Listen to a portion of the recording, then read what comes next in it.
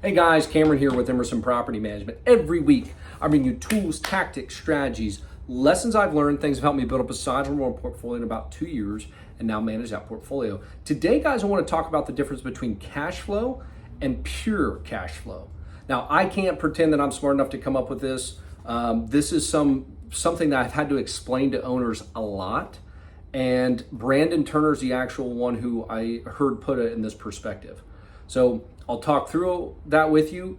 Pure cash flow is something that not a lot of people understand. So when you're analyzing property, you have to make sure you look at pure cash flow and not just cash flow. So I will get into that here. I think it's important. If you're doing property analysis, you should stick around and listen to this. It won't be very long, and I think you'll immediately grasp the concept. It's just something that you have to make sure you're aware of. So before I get into that, if you guys like, or if you guys enjoy this, get value in this, just like, subscribe, share with somebody you think would find value in it. If not, pass along or give us some feedback below. I really appreciate any constructive feedback. Okay, let's dig into it. So, what is cash flow? The difference between cash flow, get the glare off the screen, Cameron. Cash flow and pure cash flow. Gosh bless, there we go. So cash flow and pure cash flow. So let's look at that. So if you guys have ever analyzed a property, you've probably looked at the monthly rent. Then you've looked at, okay, my PITI, which is my principal, interest, taxes, and insurance. So I just did a $250,000 house and put in 20% down. Guys, I know some of you are freaking out going, oh, I only need 5%, or I'm going to do a BRRRR or whatever.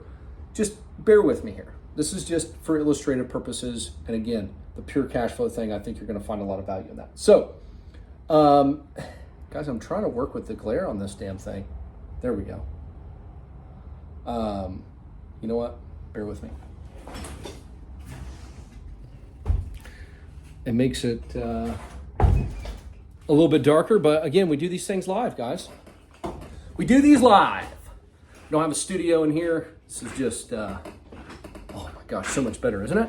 Got that little weird circle on there for my ring thing. Looks like I'm a OnlyFans person. Maybe I am. You guys have never seen my feet. Okay, cash flow versus pure cash flow. So your monthly rent, and then you just subtract your principal, interest, taxes, and insurance. We've done this a lot.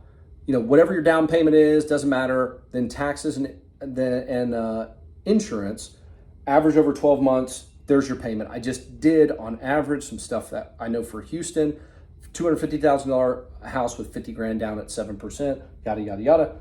But if you subtract these two, you get 336. I don't know how many times I have seen people say, Cameron, if I buy this house and it rents at $2,000 a month, and this is my principal, interest, taxes, and insurance payment, you know, what you escrow or whatever, the taxes and insurance, then I'm making $336 a month. No, this is a mythical number that you will never, ever, ever reach, ever, period, full stop. The true number that you need to take into consideration is pure cash flow. Pure cash flow. And that takes into consideration all your expenses. So I've done another video somewhere along the line, it might be up here, or we'll put a link to it somewhere, about capital expenditure and breaking that out and how that adds up to, on average, about $200 a month. So if you don't understand CapEx, high level is roof goes out every so often, windows need to be replaced every so often, paint needs to be redone every so often, floors need to be redone every so often. You average that over the course of 30 years or whatever your hold time is, and that averages at about $200 a month. VNR is vacancy and repairs. So again, I don't care how good you are or your property manager is, you will have vacancy over the time that you own this property. I have tenants that I have had for 7 years in places. I'm hoping to hit double digits on some of them, but I will still have vacancy. When we turn that property, there's going to be a big rehab that needs to be done. That might take a month. It might take 2 months. You know, if you got to pull permits and you're in some of these areas that require all this stuff, it's going to take some time. And if you're doing a turn every 2 years or 3 years or 4 years, there's still some vacancy in there. So don't sleep on vacancy, okay? I've got another video up here about how vacancy kills cash flow. So understand that you have to make sure that you understand vacancy and you get the property leased quickly. The second part of this equation, or what's taken into consideration here, is repairs. Again, I don't care how new or how nice the house is, there are always going to be things that come up. Now, I have owners that have new builds. They bought 2022 or 2023 houses.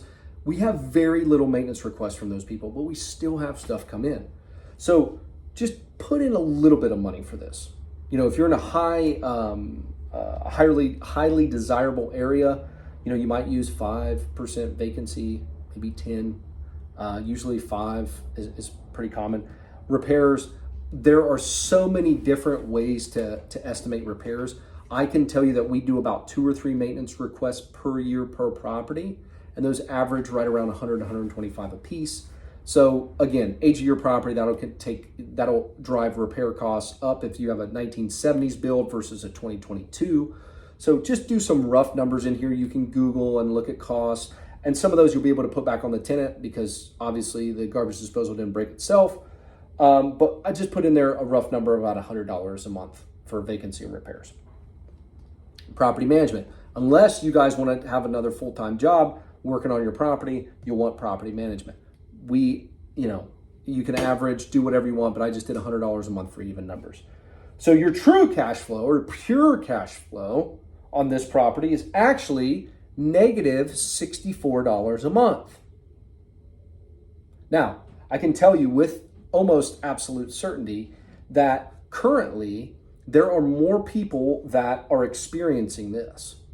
So they're running their numbers and they're having trouble finding things that cash flow. Also, something to think about though. Vacancy will stay down and can get down to that 5% or even lower as long as you're continuing to turn properties quickly. Maybe when you initially buy the property, you do a bigger rehab. You're taking care of tenants. You can, they'll renew and renew and renew. We have over an 80% renewal rate. It's just under 90% right now with our tenants. So our average tenancy is approaching 4 years. So vacancy is down super low. Repairs though, costs have come back up. Costs have come up. So again, if you're older property, you're going to have higher. You cannot hire a property manager, save some money. CapEx is going to be about the same.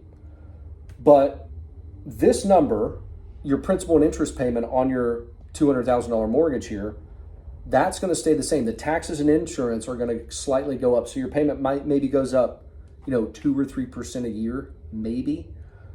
But your rents might go up 2, 3, 4, 5%. In Houston, at one time, we had rents growing at 10%.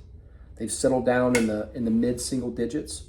Now that prices have come up and supply is getting absorbed, we're seeing more people who can't afford to buy rent. So we're seeing prices come back up on the rental market. So if this goes up a few percentage points each year, and this stays relatively the same, and your expenses stay relatively the same, next year you might make $100. That doesn't sound very exciting, but I can tell you, and I don't know if I have a video on this. If I do, I'll share it, but I did a presentation on this for agents. I bought a property and made like $100 a month when I first bought it. 120, something like that. It wasn't very exciting. Today, that property makes over $600 a month. It took about 5 to 7 years to get like that.